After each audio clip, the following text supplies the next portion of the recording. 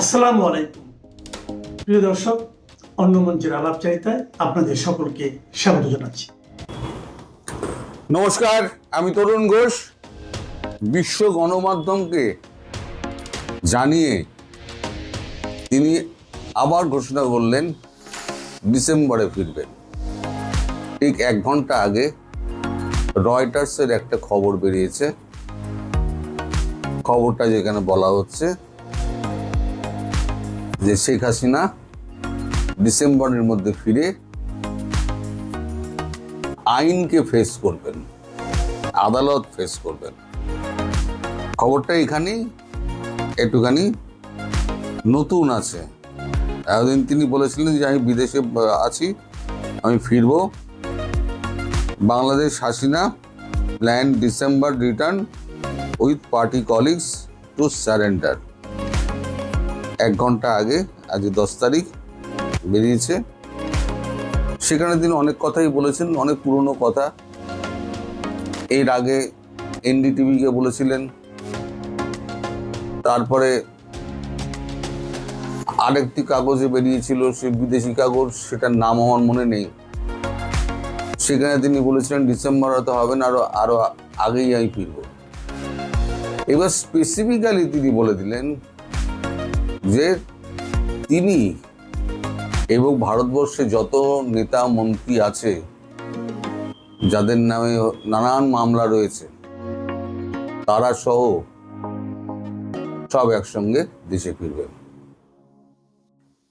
এবং সেটা ডিসেম্বরের মধ্যে, এবং আদালতের দ্বারস্থ হবেন, আইনের সাহায্য নেবেন। অর্থাৎ একদিন ধরে যে কথাটা বলা হচ্ছিল তিনি আইনের ধার ধারেন না, করেন না, তো সেখানে তিনি পরিষ্কার করেছেন তিনি আইনের দ্বারস্থ হবেন। আইনের প্রতি তার শ্রদ্ধা আছে এবং তিনি এও বলেছেন যে দীর্ঘদিন চালাতে গেলে, দেশ চালাতে গেলে কিছু ভুল ত্রুটি হয়, কিছু সঠিক সিদ্ধান্ত হয়, কিছু বেঠিক সিদ্ধান্ত হয়। সেই সিদ্ধান্ত সঠিক না বেঠিক, ভুল না ঠিক, তার দেখার দায়িত্ব হচ্ছে জনগণের, মতামত প্রকাশ করার দায়িত্ব জনগণের। তিনি জনগণের ওপরই ব্যাপারটা ছেড়ে দিয়েছেন। এর আগেও 2007 সালে তাকে অ্যারেস্ট করা হয়েছিল, তারপর জামিনে ছাড়া পাওয়ার পর আবার তাকে অ্যারেস্ট করা হয়, তারপরেই ছাড়া পেয়ে তিনি বিপুল ভোটে জয়লাভ করেন। তো এখানে যেটা আর একটা সূক্ষ্ম বার্তা আছে, বোঝার জন্য আপনাদের বলছি, সেটা হচ্ছে এই রয়টার্সের প্রতিবেদক তিনি বাংলাদেশ সরকারের সঙ্গে এই ব্যাপারে যোগাযোগ করেছিলেন যে শেখ হাসিনা দেশে ফিরতে চান, আপনারা তো একদিন ধরে এক্সট্রাডিশন চাইছিলেন, এবার আপনাদের মন্তব্য কি? কেউ কোনো মন্তব্য করেনি। ভেবে দেখছি, পরে বলবো, এখন ও নিয়ে কথা বলবো না, এই সমস্ত মন্তব্য করে ছেড়ে দিয়েছেন। তার মানে দমটা নেই। আমি যেটা বলেছিলাম না, শেখ হাসিনা ফেরা মাত্র তাকে একবার আইনের বেড়াজালে বন্দি করে তাকে একেবারে আপেল টাপেলের সুযোগ না দিয়ে সোজা ফাঁসি কাটে ঝুলিয়ে দেবেন, সে সুযোগ নেই। কারণ বিশ্বকে জানিয়ে দিয়েছেন উনি দেশে ফিরছেন অমুক সময়। এবং দেখবেন আপনারা যেদিন যাবেন তার ঠিক 12 ঘন্টা আগে একটা ইন্টারভিউ দিয়ে দেবেন সবাইকে, যে আমি আমার এতজন লোককে নিয়ে দেশে ফিরছি। আর বাকি যা বেরিয়েছে সবই চর্চিত চর্বণ, এখানে আর নতুন কোনো কথা নেই। তার এই 15 বছরের শাসনে কি উন্নতি তিনি করেছেন, জনগণের কি অবস্থা ছিল, এখন কি অবস্থা আছে, সেই সমস্ত কথা। তার বিরুদ্ধে 1400 মামলা করা হয়েছে, তার মধ্যে অনেক ভুল ত্রুটি আছে, সেগুলো নিয়েও উনি কথা বলেছেন। তো মূল মোদ্দা কথা হলো, ওই মাইন্ড কাট চিপায় পড়ে গেছে এখন আমাদের বিএনপি সরকার। ওনাকে দেশে ফিরতে দেওয়া হবে না বললে তো হবে না, কারণ এরপর তো ভারত সরকার যোগাযোগ করবে, বলবে হ্যাঁ আমরা তো ওনাকে ফেরত দেবো, আপনারা ট্রেন পাঠান। তখন বিএনপি সরকার কি জবাব দেবে সেটাই এই ভাবছি।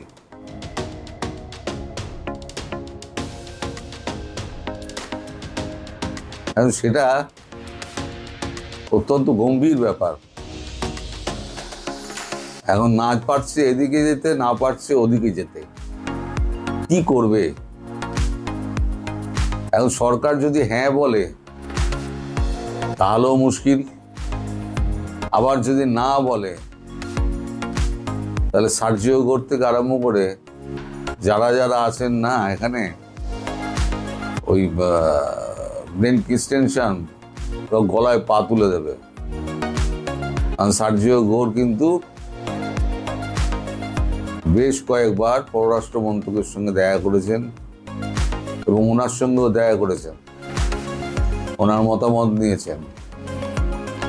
ভেতরে ভেতরে অনেক খেলা চলছে যা আমরা জানতে পারছি না। সবই যে আমাদের চোখের সামনে হচ্ছে তা তো নয়, চোখের আড়ালে বেশি খেলা হয়, চোখের সামনে কম ধরতে পারি। আমাদের যা বলা হয় সেটা খবর নয়, আমাদের যা বলা হয় না সেটাই হচ্ছে খবর, আমি বারবার বলি। তো এই প্রতিবেদক যখন ফোন করছে তখন কেউ ফোনে আর সাড়া দিচ্ছে না। প্রশ্ন শুনেই তারা আমতা আমতা করে, না এখন ঠিক বলতে পারবো না, এখন ব্যস্ত আছি, পরে ফোন করবেন, বা অন্য লোককে অমুক লোককে ফোন করুন বলে সে কেটে দিচ্ছে। তিনি নির্দিষ্ট করে কারোর নাম বলেননি, উনি বলেছেন শুধু মন্ত্রণালয়ের সঙ্গে, পররাষ্ট্র মন্ত্রণালয়ের সঙ্গে আমি কথা বলেছিলাম। তো শেষে প্রতিবেদক হতাশ হয়ে ছেড়ে দেন, কেউ কিছু বলতে চাননি বলে ছেড়ে দেন। এই হচ্ছে আমাদের সরকারের অবস্থা। এই এত দুর্বল সরকার, সে ফাঁসিতে জড়ানো ঝুলিয়ে দেওয়ার কোনো হিম্মত দেখাতে পারবে? যেখানে প্রধানমন্ত্রী স্বয়ং তার দেশে ফিরছেন এবং পাসপোর্ট নিয়ে একটা জটিলতা আছে, সেটা নিয়েও উনি কথা বলেছেন। তো এখন সবটা নির্ভর করছে শেখ হাসিনা যাওয়ার আগে কটা দিনের ওপরে। এখন ভারত সরকার ভেতরে ভেতরে কি করছে আমরা জানি না, বলতে পারবো না। তবে এটা ঠিক, একটা গভীর খেলা হচ্ছে, জলের নিচে গভীর জলের খেলা হচ্ছে। কার হাতে কি দণ্ড আছে ভগবান জানে, কিন্তু খেলাটা সম্পূর্ণ বাংলাদেশকে ঘিরে, এবং এর মধ্যে মায়ানমার আছে, ভারত আছে, চীন আছে, রাশিয়া আছে, আর আমাদের ওয়াশিংটন ডিসি আছে। ওয়াশিংটন ডিসি তার সর্বোচ্চ শক্তি প্রয়োগ করছে ভারতের সঙ্গে একটা ভালো সম্পর্ক করার, আর সেখানে জানে যে হচ্ছে বাংলাদেশ হচ্ছে সব থেকে সফট ইস্যু ভারতের কাছে, অতএব বাংলাদেশ নিয়ে পড়ো। তাই সার্জিও গোর ওনার সঙ্গে এতবার দেখা করছেন। প্রথমে অনুমতি পাননি, তারপর ধীরে ধীরে অনুমতি পেয়েছেন। অনুমতি পাওয়ার পর বেশ কয়েকবার দেখা করেছেন। আগে আপনারা মানতে চাননি, এখন তো কাগজেই বেরিয়ে যাচ্ছে। সবকিছু আরো পরিষ্কার হবে, যত দিন আসবে তত আপনাদের কাছে পরিষ্কার হয়ে আসবে। এই যে আপনারা আমায় এত গালাগাল করতেন, স্বপ্ন দেখছে, গাঁজা গঞ্জিকা সেবন করেছে, আমি যখন প্রথম বলতাম শেখ হাসিনা দেশে ফিরবেন সঠিক সময়, ও মাথা উঁচু করে ফিরবেন, তিনি প্রধানমন্ত্রী হিসেবেই ফিরবেন। হয়তো প্রধানমন্ত্রী হিসেবে একটু বাড়াবাড়ি হয়ে গেছে বলাটা, কিন্তু শেখ হাসিনা পালিয়ে যাওয়ার মহিলা নন, তিনি ফিরছেন। এখন অনেকেই ঢোক গিলছে, আবার অনেকে যাই বলি না কেন তাতেই একটা কিছু দেখে দিচ্ছে। আমি তাদের কথা বাদ দিলাম, তাদের মন্তব্য আমি পড়িই না। তবে আমার যা রিডিং, আমার কাছে যা খবর, 19 সেপ্টেম্বর মাসেই ফিরবেন। এর মধ্যে ভারত একটা চূড়ান্ত চাপ সৃষ্টি করবে, চূড়ান্ত বাপের নাম ভুলিয়ে দেবে এমন চাপ সৃষ্টি করবে। বাপ বাপ বলে চাপ, ওই ট্রাভেল ভিসা বলুন আর যাই বলুন সব দিয়ে দিতে হবে, দিয়ে নিজেদের হাত পা ঝাড়া করতে হবে। যাই হোক, আর সামনে অনেক ঘটনা আছে, কারণ গভীর জলের খেলা চলছে, সামনে অনেক ঘটনা আছে, দেখতে থাকুন।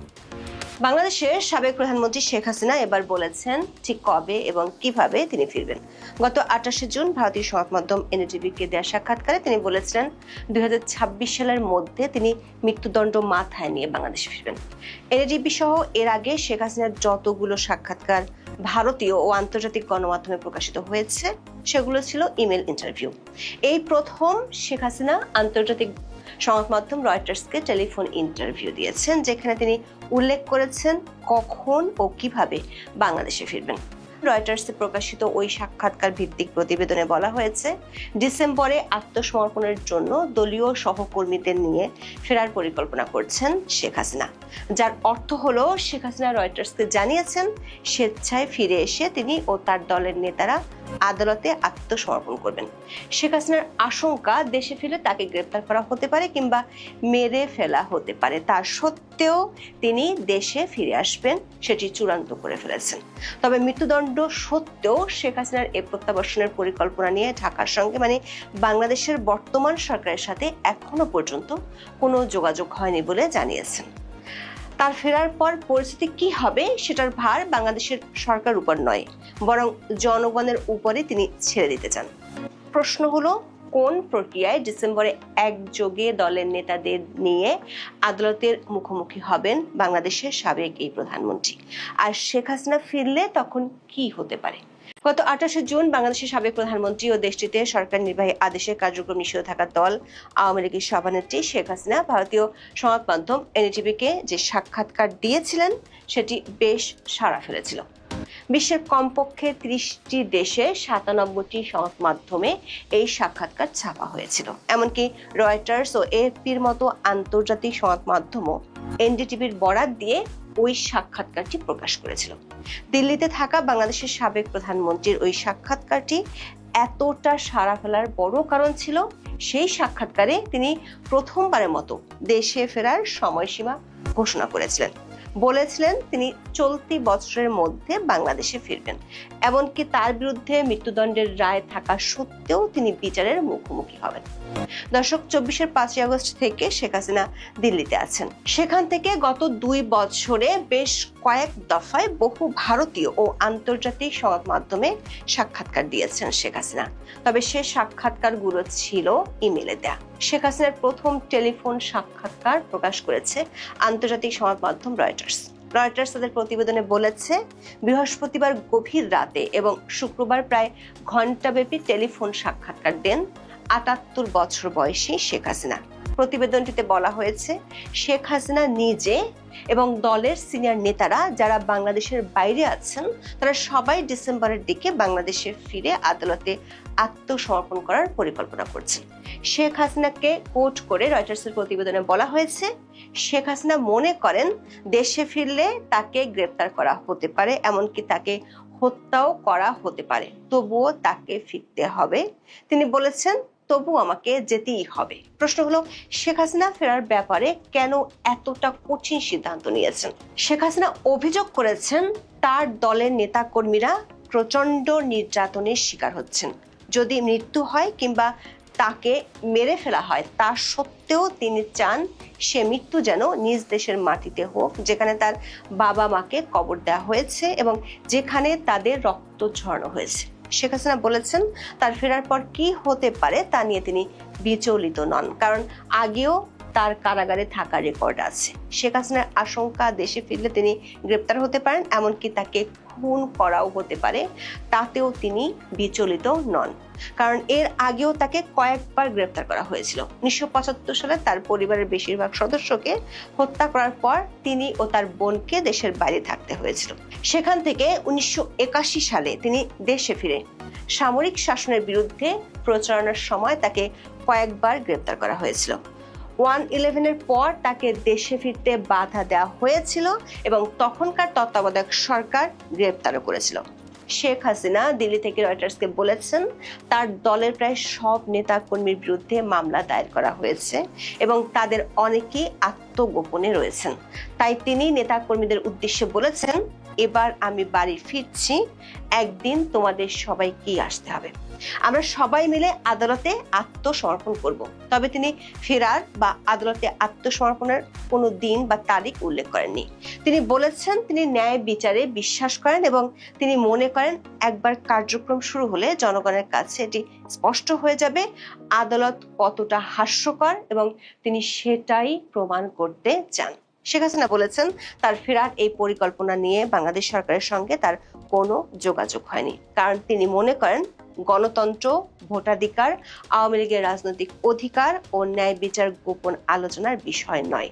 শেখ হাসিনা সরকারের উদ্দেশ্যে বলেছেন জনগণকে সিদ্ধান্ত নিতে দাও।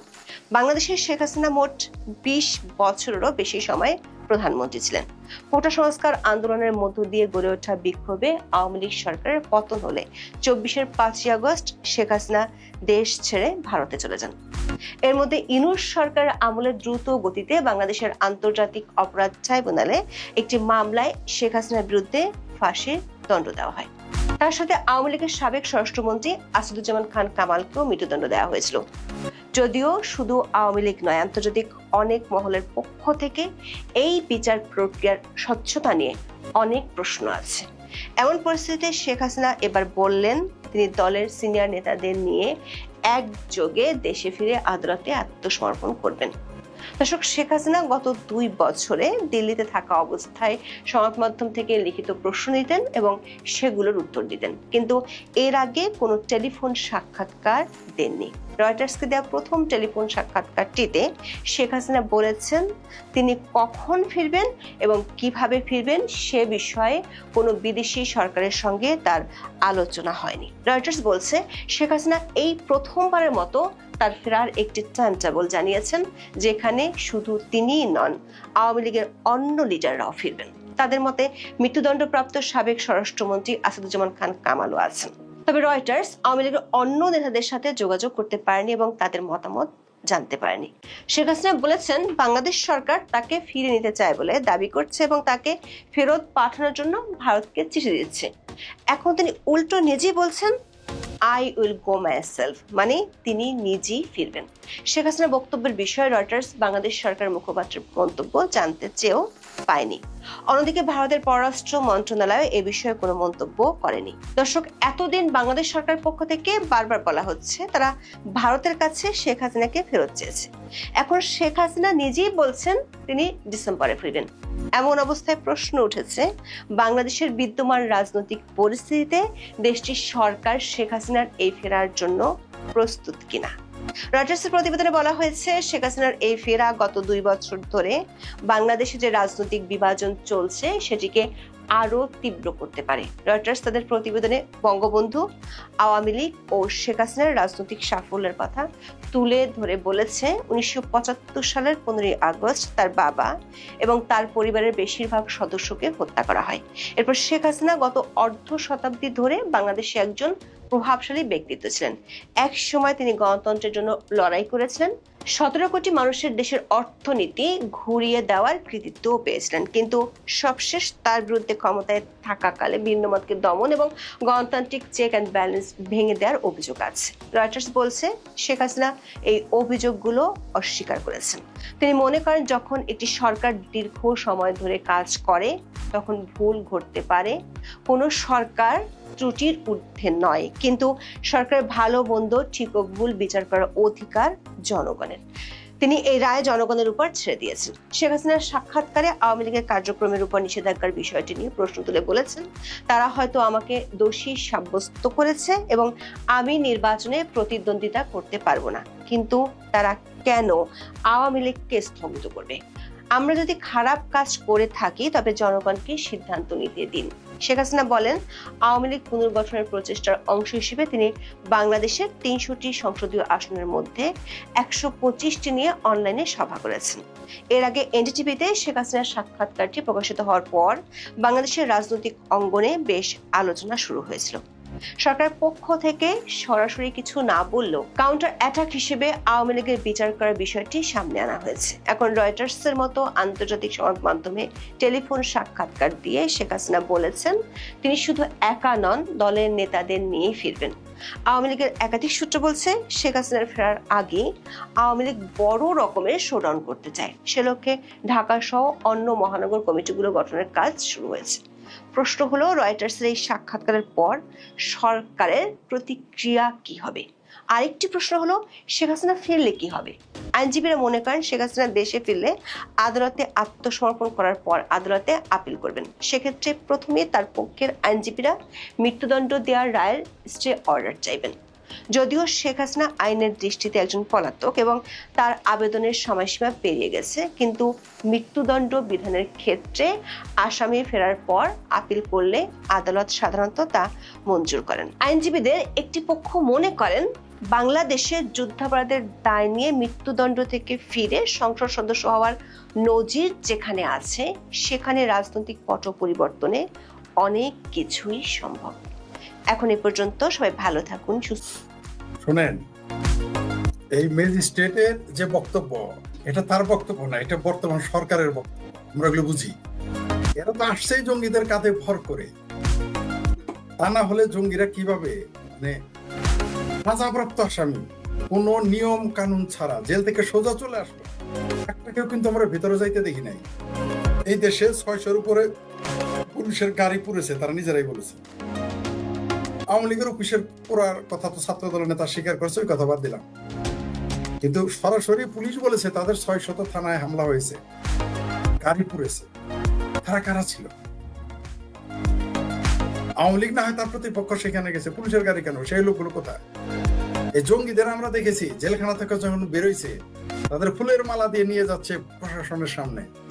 আমরা এভাবে দেখেছি, যাদের আমরা জঙ্গি মনে করি তাদের কাঁধে নিয়ে সেনাবাহিনীর লোকজন ঘুরেছে, আমরা দেখেছি।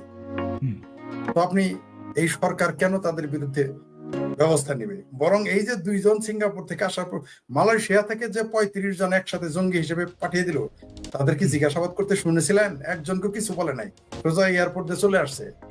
কিন্তু এই 2 জনকে সিঙ্গাপুর থেকে পাঠানোর কারণে জিজ্ঞাসাবাদ করতেছে, দেখবেন এদের ছেড়ে দিবে, আপনি নিশ্চিত থাকেন এদের ছেড়ে দিবে। অথচ কি শক্ত অভিযোগ যে তারা যে কোনো স্থানে বোমা হামলা করবে। এটা কে বলেছে? সিঙ্গাপুরের গভর্নমেন্ট অথরিটি।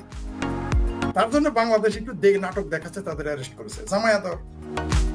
আমরা দেখেছি। এবং এখনো আপনি যেটা বললেন, এদের জেলখানা, এদের চেহারা দেখছেন এক একজনের, কোনো ভয়, কোনো লজ্জা, কোনো টেনশন আপনি তাদের দেখেছেন? তাদের দুশ্চিন্তাগ্রস্ত দেখেছেন একজনকে? তাদের চেহারাগুলো দেখেন তো। যাদেরকে জঙ্গি হিসেবে গ্রেপ্তার, একজনের কোন, তারা জানে যে সরকার তার পক্ষে, সেনাবাহিনী তার পক্ষে, পুলিশের তো তারা গুনেই না। যেটা লোপাপা বললেন যে পুলিশ চোর ধরতে গেছে, তাকে জঙ্গিরা হামলা করেছে। পুলিশ অসহায়, পুলিশকে ধরে উল্টা করে ঝুলিয়ে রেখেছে। বাংলাদেশের আইন শৃঙ্খলা বাহিনী পুলিশের মেরুদণ্ড ভেঙে ফেলা হয়েছে। 1971 সালে একবার মেরুদণ্ড ভাঙতে গিয়েছিল, সেটা কিন্তু মেরুদণ্ড ভাঙতে পারে নাই, বরং তাদের মধ্যে স্পৃহা জেগেছে দেশের পক্ষে যুদ্ধ করার।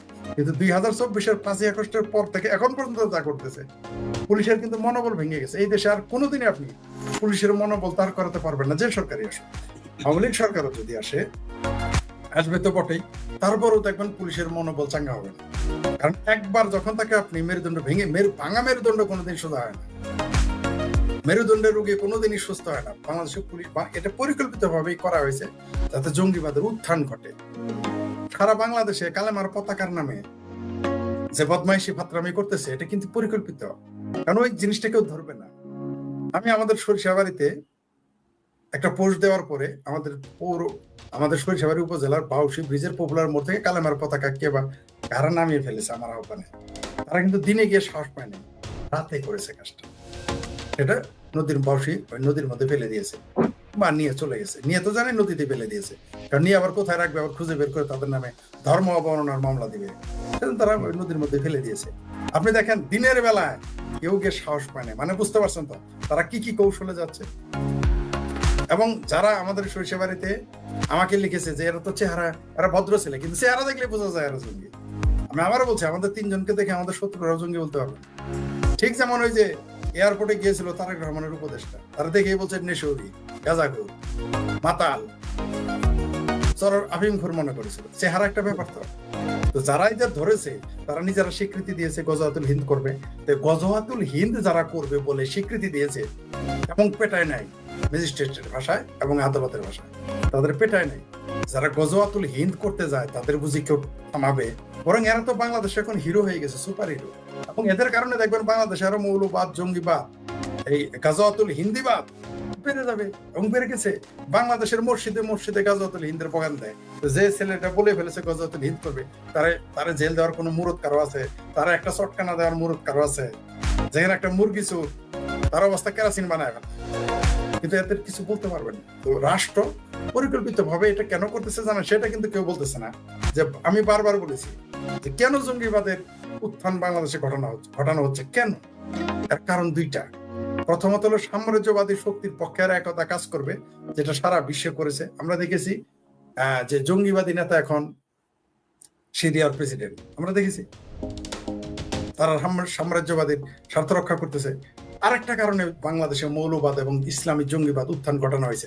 এটা বললে আওয়ামী লীগেরা রাগ করতে পারে, কিছু করার নেই, অত্যন্ত অপ্রিয়ই লাগে। সেটা হলো বাংলাদেশে আওয়ামী লীগ এবং মুক্তিযুদ্ধের বিরুদ্ধে একটা শক্তিকে দাঁড় করাচ্ছে। বিএনপি কে দিয়ে পারতেছে না, এমনকি জামাতকে দিয়েও পারতেছে না, তাই তারা একটা জঙ্গিবাদী গোষ্ঠী তৈরি করে রাখতেছে, যাতে বিএনপি এবং জামাত যদি ব্যর্থ হয় আওয়ামী লীগ এবং মুক্তিযুদ্ধের পক্ষে শক্তি ঠেকাতে, তখন এই মৌলবাদী জঙ্গিবাদীদের দিয়ে কাজ করাবে। এরা ওই কেউ আওয়ামী লীগেরই ভাই ভাতিজা, কেউ বিএনপিরই ভাই ভাতিজা, তারাই তাদের ভিতর থেকে রিক্রুট করতেছে। আপনি গিয়ে দেখেন, তারা সরাসরি জামাতের নাম নিয়ে আসতেছে না। আপনি দেখেন সারা বাংলাদেশে যে কালেমার পতাকার নামে যে ফাত্রামিটা করেছে, কোন জামাতের নেতা গিয়ে উড়াইছে, কোন হেফাজতের নেতা গিয়ে উড়াইছে, কোন চরমনাই পীর গিয়ে উড়াইছে, ওরাই নাই। কাদের দিয়ে করিয়েছে? তারা হয় আওয়ামী লীগেরই ভাই ভাতিজা, নয় বিএনপিরই ভাই ভাতিজা। আমাদের ওইখানে যারা কালেমার পতাকা করাইছে তাদের অর্ধেক আগে আওয়ামী লীগের ভাই ভাতিজা হিসেবে সুযোগ সুবিধা নিয়েছে। এর মধ্যে টিকিট কালোবাজারি আছে, ইয়াবা বেচার লোক আছে, গাঁজা বেচার লোক আছে, তারা কালেমার পতাকা করায়। কি বুঝলেন? এই দেশের জঙ্গিবাদী জজবাটা দেখলো যে সারাদিনই ভারতকে গালি দিয়ে আওয়ামী লীগকে ভারতের দালাল বলে, আওয়ামী লীগকে হিন্দুর দল বলে ঠেকানো যাচ্ছে না, আওয়ামী লীগকে ভারতের দল বলে ঠেকানো যাচ্ছে না, জয় বাংলা ভারতের স্লোগান বলে ঠেকানো যাচ্ছে না, এত মসজিদ মাদ্রাসা ঠেকানো যাচ্ছে না, কাফের বলেও ঠেকানো যাচ্ছে না, ইহুদি বলেও ঠেকানো যাচ্ছে না, এমনকি আওয়ামী লীগের লোকদেরকেও ধর্মান্ধ বানিয়েও কাজ করা যাচ্ছে না। তখন তারা এই জঙ্গিবাদকে পয়দা করতেছে যাতে কখনো মুখোমুখি করা যায়। কারণ খুব শীঘ্রই বাংলাদেশ আওয়ামী লীগের সাথে, মুক্তিযুদ্ধের পক্ষের শক্তির সাথে জামাত বিএনপির মুখোমুখি হবেই। আপনি আমি চাইলেও না চাইলেও, যদি মুখোমুখি না হয় আওয়ামী লীগ বলে কিছু দলই থাকবে না, এই বাংলাদেশও থাকবে না। তখন এদের কে ঠেকাবে? জামাত সরাসরি আসার সাহস পাবে না, কারণ তারা জানে ৭১ একবার পরাজিত হয়েছে, তারা জানে কিভাবে ২০ দাঁত ভেঙে দিয়েছে আওয়ামী লীগ, এটা তারা জানে। তাই তারা এখন জঙ্গিবাদী তৈরি করে রাখছে, যাতে আপনি যখন তাদের মারবেন, ধরবেন বা তাদের গ্রেপ্তার করবেন, জেলে দিবেন বা তাদের সাথে সংঘর্ষ যাবেন, তখন বলবে ইসলাম পথে নেবে। তারা বলবো তারা তো কিছুই জানে না। এই জন্য জঙ্গিবাদ আবার বলি, বাংলাদেশের জঙ্গিবাদ এই বিএনপি করাচ্ছে। বিএনপি কিন্তু এই জঙ্গিবাদের কবলে পড়ে যাবে নিজেরাই। আপনি কি খেয়াল করেছেন? কর্নেল অলি কিন্তু বলেছে তারেক রহমান যেন ঢাকার বাইরে গিয়ে রাত্রি যাপন না করে। কেন বললো? এই কারণে বলেছে দালমে কুস্তো কালা হায়, জামাত যে একটা স্যাবোটাজ ঘটাবে, এটা তিনি বুঝে ফেলেছেন। এটা তো আমরা আগেও বলেছি। তিনি তারেক রহমান বাংলাদেশে আসার আগেই বলেছিলাম আর কপাল বেনজির ভুট্টোর মতো হবে। কেন বলেছি? যে মৌলবাদ পালে তাকেই মৌলবাদ খাবে। তাকে এই ফ্রাঙ্কেস্টাইন বিএনপি বানিয়েছে। এই মৌলবাদকে হয় বিএনপি কে গিলে খেতে হবে, না হলে বিএনপি কে এরা গিলে খাবে। যেমন পাকিস্তানে এখন টিটিপি টিএলপি গিলে খাচ্ছে পাকিস্তানি শাসকদের, পাকিস্তানি মিলিটারিদের। কারা খেলে খাচ্ছে? সেই তাদের পয়দা করা জঙ্গিবাদীরাই তাদেরকে গিলে খাচ্ছে পাকিস্তান। আজকেও আপনি দেখেছেন, কালকেও দেখেছেন যে মোট ৮২ জন মারা গেছে, তার মধ্যে ৪২ জন পুলিশ ও সেনাবাহিনী। তো বাংলাদেশে এটা ঘটবে। আপনি ঠেকাইতে পারবেন না। তবে আবারও বলি, এই মৌলবাদকে সরকার, বর্তমান মুসলেকা সরকার এবং জামাত আসকারা দিচ্ছে দেশি বিদেশি পৃষ্ঠপোষকতার মাধ্যমে। দিচ্ছে কেন? মুক্তিযুদ্ধের বিরুদ্ধে, আওয়ামী লীগের বিরুদ্ধে, ভারতের বিরুদ্ধে ব্যবহার করবে ৭১-এর মতো, আর সাম্রাজ্যবাদীর পক্ষে কাজ করবে। তাই এই মৌলবাদ আপনি থামাতে পারবেন না, রুখতে পারবেন না, যতক্ষণ না মৌলবাদ বিরোধী, এই জঙ্গিবাদ বিরোধী কোন সরকার ক্ষমতায় আসে। এছাড়া আপনি তাকে ঠেকাইতে পারবেন। জি, ধন্যবাদ। 2024 সালে বাংলাদেশের চরমপন্থীরা ক্ষমতায় আসার পর বাংলাদেশের জনগণ ছাড়া সবার কম বেশি লাভ হয়েছে, এমনকি আমাদের প্রতিবেশী দেশ ভারতেরও। ইউনূস রাষ্ট্র ক্ষমতা দখল করার পর থেকে এবং আজ পর্যন্ত আমরা যদি ভারত বাংলাদেশ দ্বিপাক্ষিক বাণিজ্যগুলো দেখি, তাহলে দেখবো যে ক্রমাগতভাবে ভারতের রপ্তানি বাংলাদেশে বেড়েছে আর বাংলাদেশের রপ্তানি ভারতে কমেছে। বাংলাদেশের রপ্তানি যদি ভারতে কমে, ভারত তাহলে তারা নিজস্ব প্রোডাক্টগুলা সেখানে বেশি বিক্রি করতে পারবে। বাংলাদেশের রপ্তানি ভারতে কমার ফলেও কিন্তু ভারতের অন্য লাভ হয়েছে। ভারতে যে সব জিনিসপত্র আমরা বিক্রি করতাম, সেসব ইন্ডাস্ট্রি নতুন করে বিকাশ লাভ করার সুযোগ হয়েছে। আবার দেখেন, শেখ হাসিনা ক্ষমতায় থাকার সময় ভারতকে বাংলাদেশের কাছে তার সড়ক, রেলপথ, বিমানপথ, বন্দর, এয়ারপোর্ট এগুলো ট্রান্সশিপমেন্ট হিসাবে দিতে হতো বাংলাদেশের গার্মেন্টস সামগ্রী তৃতীয় দেশে রপ্তানি করার জন্য। জঙ্গিরা ক্ষমতায় আসার পর ভারত 2টা চুক্তি বাতিল করে এই সুবিধাগুলো বাতিল করে দিল। বিনিময়ে কি পরিমাণ ক্ষতি সেটা তো ইউনূসের বাণিজ্য উপদেষ্টা বশির বলে গিয়েছে। 2 থেকে 2,500 কোটি টাকা বছরে বাংলাদেশ এতে ক্ষতিগ্রস্ত হয়েছে। জঙ্গিরা ক্ষমতায় এসেছিল শেখ হাসিনা এবং ভারতের মধ্যে করা। শেখ হাসিনা মানে তারা তো এটা আওয়ামী লীগ এবং শেখ হাসিনাকে মিন করে, বাংলাদেশকে মিন করে না। হাজার হাজার চুক্তি, গোলামির চুক্তি বাতিলের প্রতিশ্রুতি দিয়ে বাংলাদেশের জনগণকে। দেখেন, তারা কিন্তু কোনো চুক্তি বাতিল করেনি, এবং এমনকি যে আদানির চুক্তি নিয়ে এত কথা বলে, এমনকি তৌহিদ, ইউনূসের যে পররাষ্ট্র উপদেষ্টা, সেও আদানির চুক্তি নিয়ে এক ধরনের বাঁকা মন্তব্য করেছিল। সেই চুক্তিও তারা বাতিল, রিভিউ কিছুই করেনি। উপরন্তু ভারত 2টা চুক্তি বাতিল করে দিল। আবার দেখেন, এখন যে এই বছরের শেষে যে গঙ্গার পানি বন্টন চুক্তি নবায়নের বিষয় আছে, এটা নবায়ন হবে কি হবে না আমরা বলতে পারবো না, এখনই বোঝা যাচ্ছে না, হতেও পারে। কিন্তু ভারত কিন্তু এখন সম্পূর্ণ নিজের স্বার্থ রক্ষা করে নবায়ন করলো এই চুক্তির শর্ত তাদের মতো করে সেটা করবে। আর শেখ হাসিনা ক্ষমতায় থাকলে বাংলাদেশকে কিন্তু সর্বোচ্চ ছাড় দিতে হতো, ভারতকে এখন এই ছাড় দিতে হবে না। শেখ হাসিনা যে 30 বছর মেয়াদি, এই যে 2016 সালে 1996 সালে 30 বছর মেয়াদি এই চুক্তিটা করেছিলেন। চিন্তা করতে পারেন, ভারত বাংলাদেশের মধ্যে যেই রকম অবিশ্বাস, সন্দেহ বিরাজমান, যেভাবে জঙ্গিরা প্রতিদিনই ভারত আক্রমণ করে, মুখ দিয়ে ভেঙে ফেলে, টুকরো টুকরো করে, তাদের সীমানা বদলে দেয়, মানচিত্র বদলে দেয়, সেই সব জিনিস অতিক্রম করে শেখ হাসিনা এই চুক্তিটা 30 বছর মেয়াদের করেছিলেন। এমনকি এটা করার পরেও কিন্তু কোনো আওয়ামী লীগ সরকারের নিন্দা থামেনি, যে এইটা সেটা গ্যারান্টি ক্লজ নাই এসব বলে বিএনপিও তখন কথা বলতো, এখন আর এসব বলবে না। অথচ দেখেন, এই যে 30 বছর মেয়াদি শেখ হাসিনা গঙ্গা চুক্তি করতে পেরেছিল। বাংলাদেশের মানুষের যদি সত্যিকার অর্থে আপনার তাদের অন্তরে অত্যন্ত সুচতুর ভাবে ঢুকিয়ে দেয়া ভারত ঘৃণা, হিন্দু ঘৃণার চাষ না করতো, একটা চুক্তির জন্যই কিন্তু শেখ হাসিনা বাংলাদেশে 30 বছর সরকার গঠন করার দাবিদার হয়ে যান। আরো অনেক কারণে কিন্তু আওয়ামী লীগ বাংলাদেশে দীর্ঘমেয়াদে শাসন করার দাবিদার হয়। কারণ হলো, আওয়ামী লীগ বাংলাদেশের স্বাধীনতা যুদ্ধের নেতৃত্ব দানকারী দল, এবং বাংলাদেশের মুক্তিযুদ্ধ এবং স্বাধীনতার চেতনা লালনকারী একমাত্র রাজনৈতিক দল। এটা এখন আমাদের খুব ভালোভাবে লক্ষ্য করতে হবে। আমরা 2024-এ জঙ্গি উত্থানে দেখেছি যে যেসব দলকে আমরা মনে করতাম যে সত্যিকারের মুক্তিযুদ্ধপন্থী দল, যেমন সিপিবি, তারাও দেখা গেল যে আসলে মূলত পাকিস্তানি সেকুলার, যেটা নিয়ে আমি অন্য জায়গায় আরো অনেক বক্তব্য রাখছি, আশা করি আপনারা সেগুলো দেখছেন।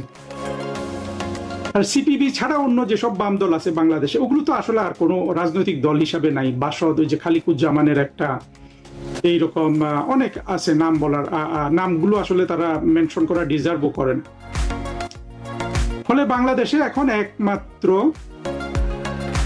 মুক্তিযুদ্ধের পক্ষের দল হিসাবে আছে আওয়ামী লীগ, আর বড় দলগুলোর মধ্যে কোনো না কোনো ভাবে বিএনপি, জামাতের, বিশেষ করে বিএনপি রোশানলে পড়ে বা প্রতিযোগিতার বিপক্ষ শক্তি হিসেবে জাতীয় পার্টি।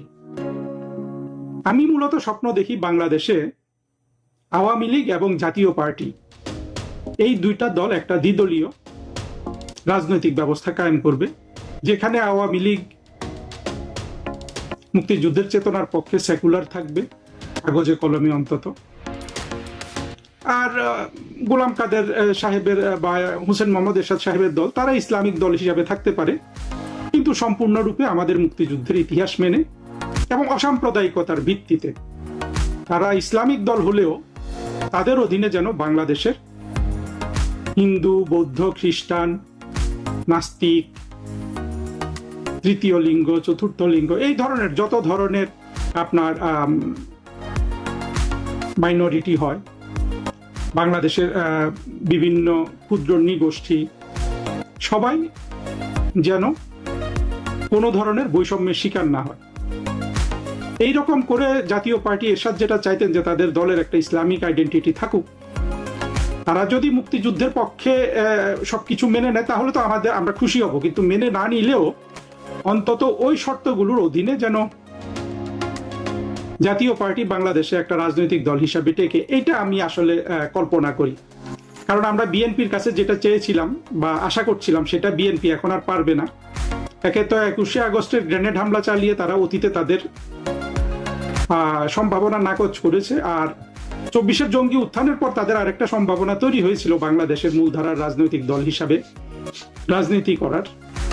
সেটা আসলে তারেক রহমান এখন পর্যন্ত সেই সুযোগটাকে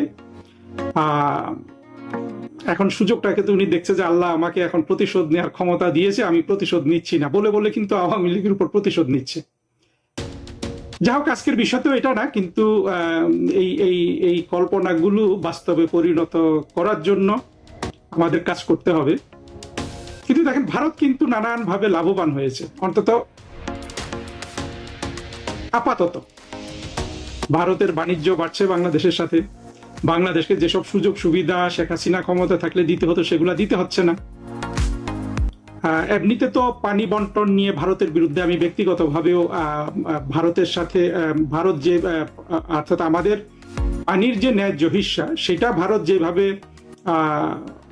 ক্ষতিগ্রস্ত করে সেটার বিরুদ্ধে আমি কিন্তু সবসময় সোচ্চার। কিন্তু পাশাপাশি আমি এটাও বিশ্বাস করি যে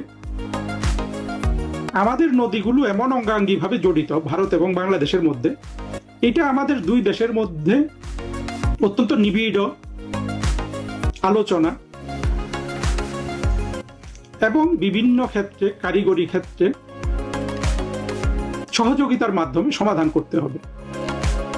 বাংলাদেশের স্বাধীনতা বিরোধী জঙ্গিরা যেভাবে স্বপ্ন দেখে যে চীন এসে এই সমস্যার সমাধান করে দিতে পারলে তো আমিও খুশি হই, তাই না? এগুলো তো আসলে যে কোনো মানুষকে এক সময় খুশি করে ফেলে না, এইরকম একটা সমস্যার সমাধান হবে। আসলে জিনিসটা কি বাস্তব ভিত্তিক? মোটেও বাস্তব ভিত্তিক নয়, এবং সেই বক্তৃতা অন্য কোথাও দেয়া যাবে। আজকের বক্তব্য শুধু এই জায়গায় সীমাবদ্ধ রাখি যে দেখেন, ভারত কিন্তু এই 24-এর জঙ্গি উত্থান থেকে লাভবান হয়েছে, যেমন লাভবান হয়েছে চীন মোটামুটি তারেক রহমানকে দিয়ে এখন যা কিছু বলাতে চাইবে বলাতে পারবে, যা কিছু করাতে চাইবে করাতে পারবে। আর মার্কিন যুক্তরাষ্ট্র তো সেই বাণিজ্য চুক্তির মাধ্যমে আপাতত সবচেয়ে আপার হ্যান্ডে আছে। অথচ দেখেন, এই যে জঙ্গি শ্রেণী, ওদের যদি দুটো জিনিসের যে কোনো একটা থাকতো, প্রজ্ঞা অথবা দেশপ্রেম। দেশপ্রেম বলতে ওরা মনে করে কি, বাংলাদেশের দেশপ্রেমটা হতে হবে যে কোনো ভাবে ভারতকে টুকরো টুকরো করে দেয়া, ভারতকে পরাজিত করা, ভারত দখল করা, এগুলোকে তারা দেশপ্রেম মনে করে। শুনতে ভালো লাগে অনেকের কাছে এবং মানুষ এগুলোতে খুশি হয়, কিন্তু প্রতিটাই কিন্তু অলীক কল্পনা। আর তাদের যদি প্রজ্ঞা এবং দেশপ্রেম, প্রজ্ঞা যদি থাকতো, তাহলে তারা মার্কিন যুক্তরাষ্ট্র যেটা চেয়েছিল তাদের সাথে মিলে যে শেখ হাসিনা সরকার পড়ে যায়, শুধু এতটুকু তাদের পুঁজি ধরে যদি ট্রাম্প প্রশাসনের সাথে তারা যদি দেশপ্রেমের জায়গা থেকে নেগোশিয়েট করত, তাহলে কিন্তু বাণিজ্য চুক্তি এখন যেটা হয়েছে তার রিভার্স হওয়ার কথা ছিল। প্রজ্ঞা এবং দেশপ্রেম এই দুটো নিয়ে যদি তারা, ধরলাম তারা শেখ হাসিনা বিরোধী, শেখ হাসিনার পতন ঘটিয়েছে, এগুলো মেনে নিয়ে বলছি, তাহলে কিন্তু বাণিজ্য চুক্তি রিভার্স কিরকম হতো, যে আমরা আগে $8 বিলিয়ন রপ্তানি করতাম, এখন আমরা $16 বিলিয়ন রপ্তানি করব। আগে আমরা আমেরিকা থেকে $2 বিলিয়ন পণ্য কিনতাম, এখন আমরা $1 বিলিয়ন পণ্য কিনবো। এইভাবেও জিনিসটা হতে পারতো। এবং আমেরিকা শুধু তার ইজ্জত রক্ষার জন্য যতটুকু জঙ্গিদের কাছ থেকে পেয়েছে, যে শেখ হাসিনা সরকারের পতন, এটা কিন্তু আপনার দেশপ্রেম, প্রজ্ঞা এবং কূটনৈতিকভাবে একটা শক্তিশালী, আমি বলবো যে প্রতিষ্ঠানগত শক্তি দিয়ে যদি এটা করা যেত, তাহলে কিন্তু বাণিজ্য চুক্তিটা একটা রিভার্স বাণিজ্য চুক্তি হওয়ার সুযোগ ছিল। সেটার কোনোটাই হয় নাই। এখানে পার্থক্যটা আসলে আমি বলি, আমাদের মুক্তিযুদ্ধের পক্ষের শক্তি এবং বিপক্ষের শক্তি, যেটার নেতৃত্ব খলিল আর তারেক রহমান দিচ্ছে। আমাদের মুক্তিযুদ্ধের পক্ষের শক্তির হয়তো কূটনৈতিক সক্ষমতাটা নাই, কিন্তু আমাদের একটা পোটেনশিয়াল আছে, কারণ আমরা যুক্তি, সভ্যতা, ইতিহাস এগুলোকে সাথে নিয়ে চলি। আমাদের যারা রাজনৈতিক প্রতিপক্ষ বাংলাদেশে, তাদের কিন্তু আসলে এই পোটেনশিয়ালটাও নাই। আর প্রতিষ্ঠান তো দুইজনেরই একই, বিএনপি আসলেও ফরেন মিনিস্ট্রি, আওয়ামী লীগ ক্ষমতা আসলেও ফরেন মিনিস্ট্রি। প্রাতিষ্ঠানিক সক্ষমতা এখানে নাই বললেই চলে, কিন্তু ওদের সাথে তো আসলে সভ্যতার শক্তিটাও নাই, ইতিহাসের শক্তিটাও নাই। ফলে আমেরিকাকে তারা ডাবল বিজয় এনে দিয়েছে। দরকার ছিল একটা বিজয়ের। আপনি যে কোনো জায়গায় একটা বিজয় দিয়ে কিন্তু একটা পরাশক্তি থেকে অনেক কিছু আদায় করতে পারেন, যদি আপনি আমি যে শক্তিগুলোর কথা বললাম সেগুলোকে কাজে লাগাতে পারেন, বা সেগুলো যদি আপনার থাকে। এখানে কিন্তু সেটা হলো না। এখানে কি হয়ে গেল, যে আমেরিকা শেখ হাসিনা সরকারকে পতন ঘটিয়ে প্রথম লাভ পেল, আবার বাণিজ্য চুক্তি করে দ্বিতীয়বার লাভ পেল। এটা আসলে কোনো পরাশক্তির শোভাও পায় না।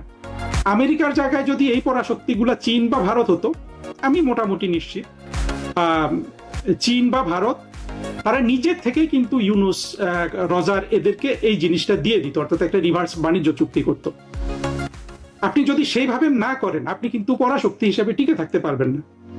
যেটা এখন আমেরিকার মধ্যে আমরা লক্ষণীয় দেখি, যে আসলে পরাশক্তি হিসাবে টিকে থাকার জন্য যে ধরনের উদারতা, যেই ধরনের তাদের যে ধরনের প্রজ্ঞা দরকার, সেটা কিন্তু আমেরিকার মধ্যেও এখন আর নাই। সেটা শিফট হয়ে এখন আমরা চীন, ভারত, জাপান, রাশিয়া এই রাষ্ট্রগুলোর মধ্যে আমরা কিন্তু দেখতে পাই। কিন্তু মোট কথা হলো, আমেরিকা তো জিতেছে, ডাবল জিতেছে, চীন জিতেছে, ভারত জিতেছে, সবাই জিতেছে 24-এর জঙ্গি উত্থানের পর। শুধু ক্ষতিগ্রস্ত হয়েছে বাংলাদেশের সাধারণ মানুষ।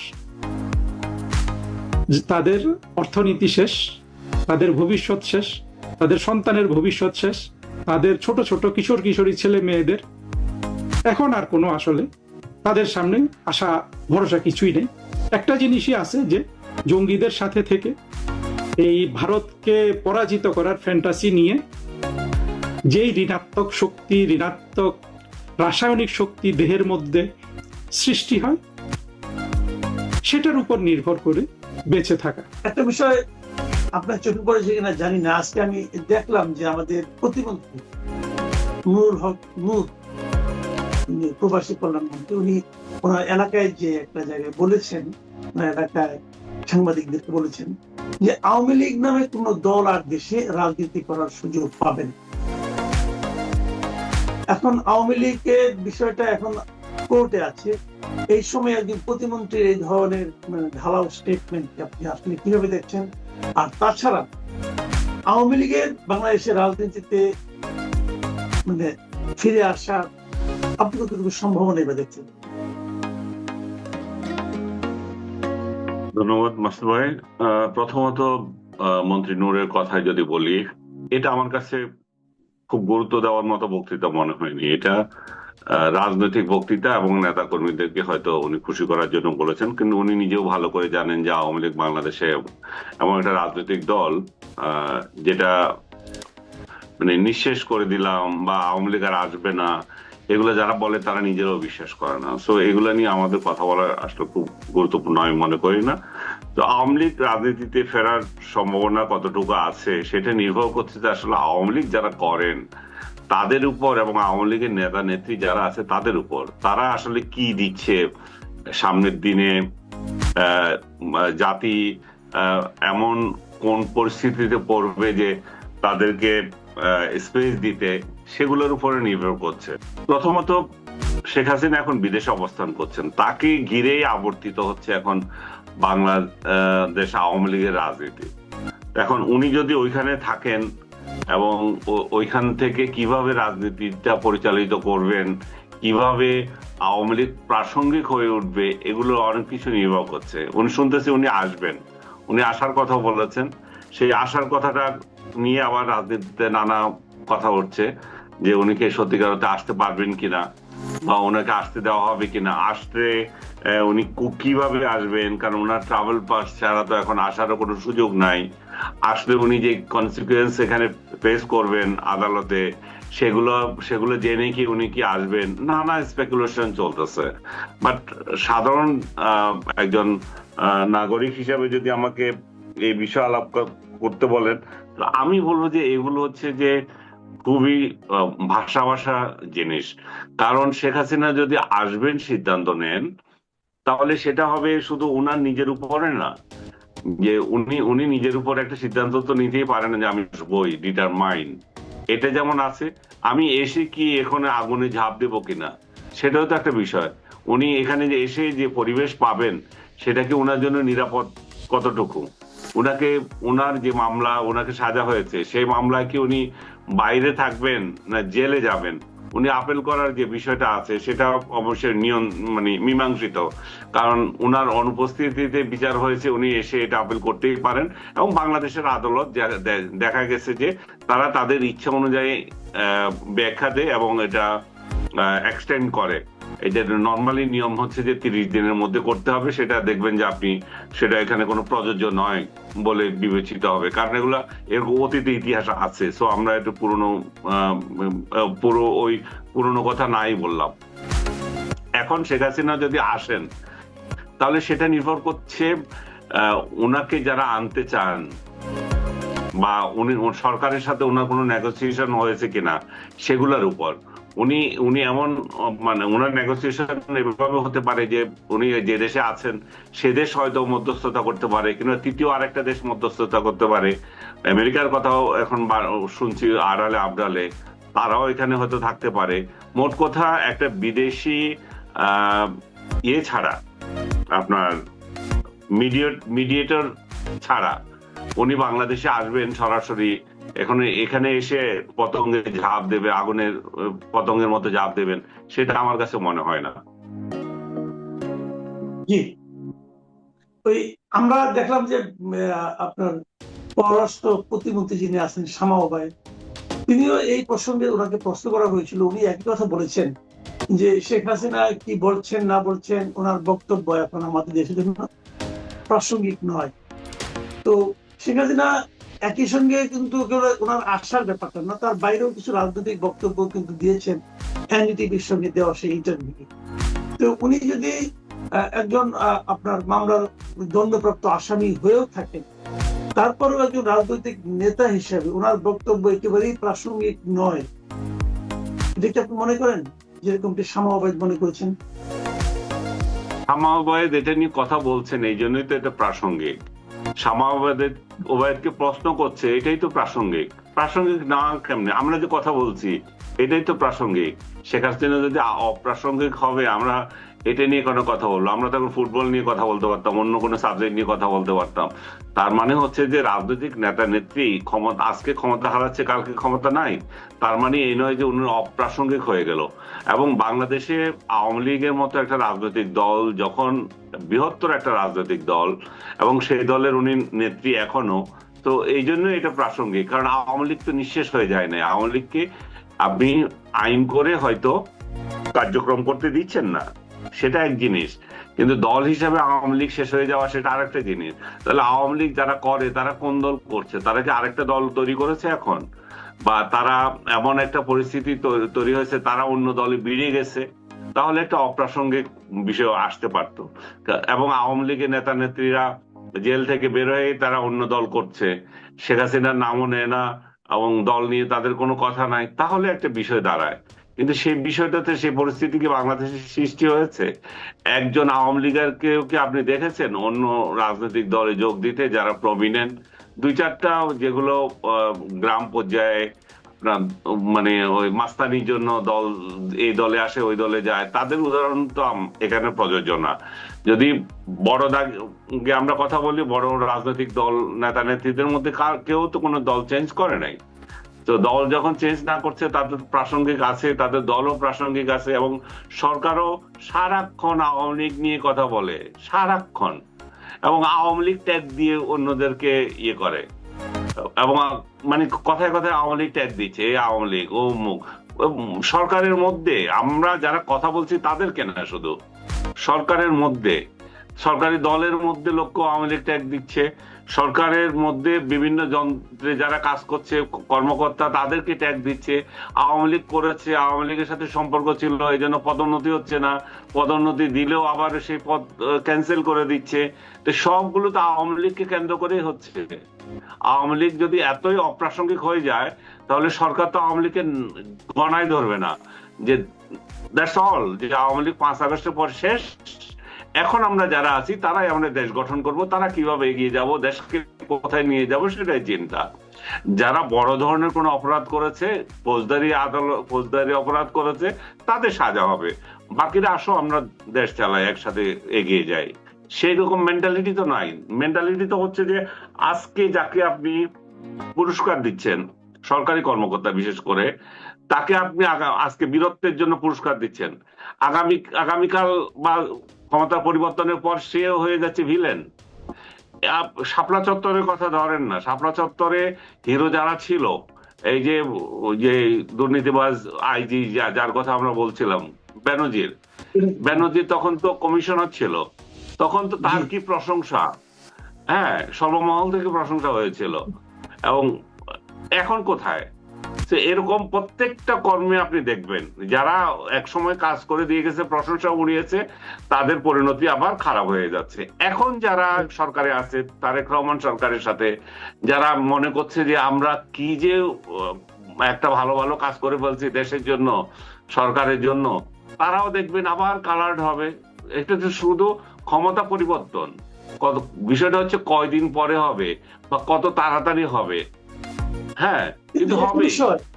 এই যে আপনি দেখতেছেন যে ক্ষমতা পরিবর্তন হলেই একদম আকাশ থেকে মাটিতে তাদেরকে ফিরে দেওয়া হচ্ছে, এই যে প্রবণতাটা, এই যে প্রক্রিয়াটা, এটা কি একটা সুস্থ সমাজের পরিচয় বহন করে? এর মধ্যে মোটেও এটা সুস্থ সমাজ না, এটাই তো অসুস্থ সমাজ, এটাই হচ্ছে প্রতিহিংসার সমাজ, এটা হচ্ছে যে হিংসা বিদ্বেষের সমাজ। এই যে শুধুমাত্র আমি এদের কথা বলছি না, আমাদের সাংবাদিক সমাজও একই ঘটনা। আমাদের সাংবাদিক সমাজও যারা আগে সরকারের চাটাচাটি করেছে এবং বদনামের শিকার হয়েছে, তারা তো একদিকে চলে গেছে। আর যারা চাটে নাই, যারা বিরোধী দলে ছিল, বিরোধী মতে ছিল, বলছে মানে কয়েকজন, যারা অনেকে মনে করে যে নির্যাতন না, এটা কি বলে, ডিপ্রাইভ হয়েছে, এখন বলছে যে আমি তো কোথাও চাকরি করি না, অমুক করে নাই, তমুক করে নাই, সবগুলো চাকরি করেছে, হয়তো বড় বড় পোস্টে যায় নাই, এখন দখল করে বিভিন্ন প্রতিষ্ঠানের টেলিভিশন ও পত্রিকাগুলোর এক একজন হেড হয়ে গেছে, যার কোনো যোগ্যতাও নাই অনেকের, এবং নিজেরা দেখাতে পারছে না যে কোনো সরকারের জন্য তারা কিছু করতে পারবে, এমন মনে হয় না। তারেক রহমান সরকারের মানে আশ্রয়ে এরা বিভিন্ন প্রতিষ্ঠান দখল করেছে, বিভিন্ন প্রতিষ্ঠানে ঢুকেছে, এবং যে যে যে স্টাইলে তারা সরকার বা মিডিয়া চালাচ্ছে, তাতে করে এটা সরকারের পক্ষ কোনো কাজ হবে না, কারণ এরাও আরেকটা দালাল হিসেবে চিহ্নিত হচ্ছে। এরাও কিন্তু বড় ধরনের কোনো কিছু করছে না। এবং আরো আইরনি হচ্ছে যে সে নিজে দালালি করতেছে আর অন্যকে দালালির জন্য গালি দিচ্ছে। তুমি নিজে তো ঠিক নাই রে ভাইয়া, তোমার নিজের তো হচ্ছে, তুমি তো আজান দিয়ে কিভাবে বিএনপি হয়, জামাত হওয়া যায়, এনসিপি হওয়া যায় সেই চেষ্টা করছো। তুমি যখন এটা করো তাহলে অন্যকে কিভাবে বলো যে অমুক স্বৈরাচারের দালাল ছিল, হেন ছিল, তেন ছিল? তুমি নিজেও তো একই জিনিস। তো এই কোন সেক্টরে চেঞ্জ হচ্ছে না, একই রকম ভাবে চলতেছে। ইউনূস প্রতিহিংসার রাজনীতি শুরু করে দিয়েছিল।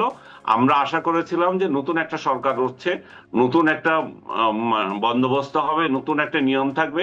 কিচ্ছু হচ্ছে না, বরং ইউনূসের আমলে যারা সুবিধাবাদী ছিল তারাই আরেকটা সরকার, এই তারেক রহমানের সরকারকে ইউনূসের সরকার হিসেবে চালিয়ে দেওয়ার চেষ্টা করছে। ওরাই বলতেছে যে সব তো ঠিক আছে, এটা তো আগের সরকারই, শুধুমাত্র হিংসা প্রতিহিংসা কার সাথে?